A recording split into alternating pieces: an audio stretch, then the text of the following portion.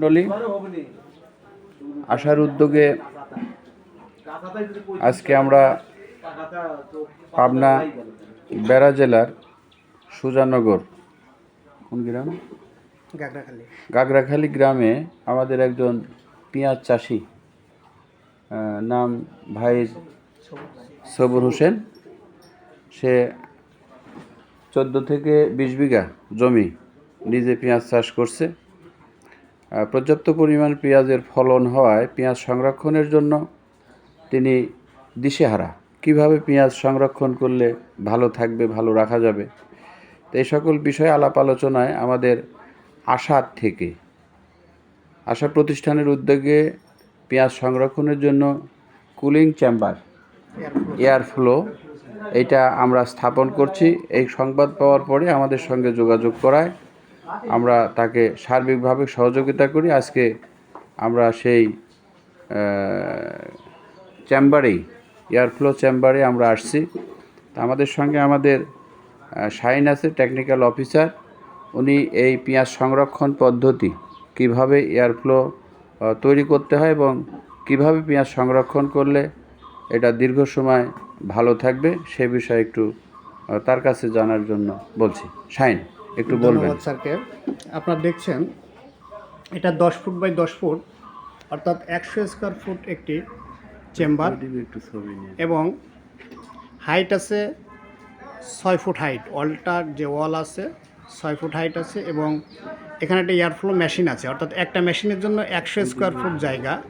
এই 100 square foot জায়গায় আপনি সর্বোচ্চ 300 মণ পেঁয়াজ রিজার্ভ করতে পারবেন। এখানে সর্বনিম্ন 250 থেকে সর্বোচ্চ 300 মণ পেঁয়াজ, এবং এই 300 মণ পেঁয়াজ আপনি দীর্ঘ 8 থেকে 9 মাস এখানে সংরক্ষণ করতে পারবেন।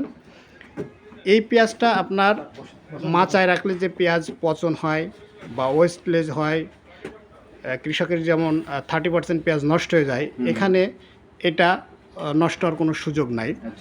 এখানে যে মেশিনটা দেওয়া হয়েছে আপনারা দেখছেন, ফ্লোর থেকে 6 ইঞ্চি উপরে আমরা মাচা দিয়ে তার উপর বানা দেওয়া হয়েছে, চড়ার দেওয়া, এবং তার মিডিলে, অর্থাৎ 100 স্কোয়ার ফুট জায়গার মিডিলে একটি এয়ারফ্লো মেশিন দেওয়া হয়েছে। এই মেশিনটা একটা উচ্চ ক্ষমতা সম্পন্ন মোটর প্রয়োগ করা হয়েছে এর মিডিলে, এবং এই মোটরটা 2800 RPM এর মোটর। এই মোটর বাতাসকে ফ্লোরে সর্বোচ্চ গতিতে প্রেসার দিয়ে 4200 সেফটি বাতাস প্রদান করছে, এবং এইটা আপনার যে বাতাস, এই বাতাস বাইরের যে ওয়াল আছে এই ওয়াল থেকে বের হওয়ার কোনো সুযোগ নাই। বাতাসটা বাধ্য হয়ে পেঁয়াজের তল দিয়ে পেঁয়াজের উপরে উঠে আসছে। এটা হচ্ছে কি আমার পেঁয়াজটা গরম হচ্ছে না এবং পেঁয়াজটা ঠান্ডা থাকছে। পেঁয়াজের যে ছত্রাক বা ব্যাকটেরিয়া ইফেক্ট হবে এই সুযোগটা পেঁয়াজ পাচ্ছে না, যার জন্য পেঁয়াজটা এখানে ভালো থাকছে। হ্যাঁ, তো এখানে যে মোটরটা আছে এই মোটরটা 24 ঘন্টা 6 ঘন্টা ব্যবহার করতে হবে, এবং এই 6 ঘন্টা ব্যবহার করলে এখানে বিদ্যুৎ বিলটা আমরা হিসাব করে দেখছি সর্বোচ্চ 450 থেকে 500 টাকার মতো বিদ্যুৎ বিল আসে প্রতি মাসে। আচ্ছা আচ্ছা। তাতে আমাদের যে আমরা একটা হিসাব করে দেখছি, কৃষকের যে সনাতন পদ্ধতি মাচায় রাখলে যে অর্থাৎ ঘরের টঙে রাখলে যে পেঁয়াজের ক্ষতি বা ওয়েস্ট যেত, সেখান থেকে কৃষক বেরিয়ে আসে, এখানে কৃষক লাভবান হচ্ছে। আচ্ছা, তাহলে আমরা আপনার কাছ থেকে জানতে পেলাম যে এই এয়ারফ্লো চেম্বার করার কারণে বিশেষ করে পেঁয়াজ সংরক্ষণের জন্য চাষিরা অনেক উপকৃত হচ্ছে। তো আমাদের এই বিশেষ করে এই মেশিনটা তৈরি করতে কত টাকা খরচ হবে? এই মেশিনটা তৈরি করতে আমাদের পরিবহন খরচ সহ, এখানে যেমন মেশিনটা পরিবহন খরচ সহ আমাদের 20,000 টাকা খরচ পড়ে গেছে, এবং তার এখানে 1300 ইট লাগছে। আর তার যে সাধারণ যে ঘর, সেমি পাকা ঘরে এটা সে সেট আপ করতে পারে, স্থাপন করতে পারে। আচ্ছা আচ্ছা। এই মেশিনের লংজিভিটি কি, কতদিন এটা সার্ভিস দিবে?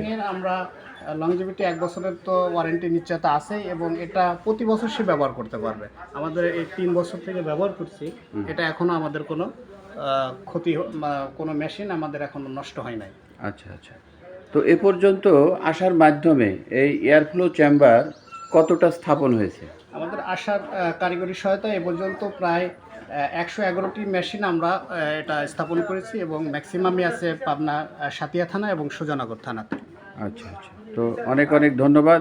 তাহলে আমরা ধরে নিতে পারি যে আশা শুধু ঋণ কার্যক্রমই পরিচালনা করে না, আশা এদেশের হতদরিদ্র মানুষের কথা, কৃষকের কথা চিন্তা করে, তাই তো?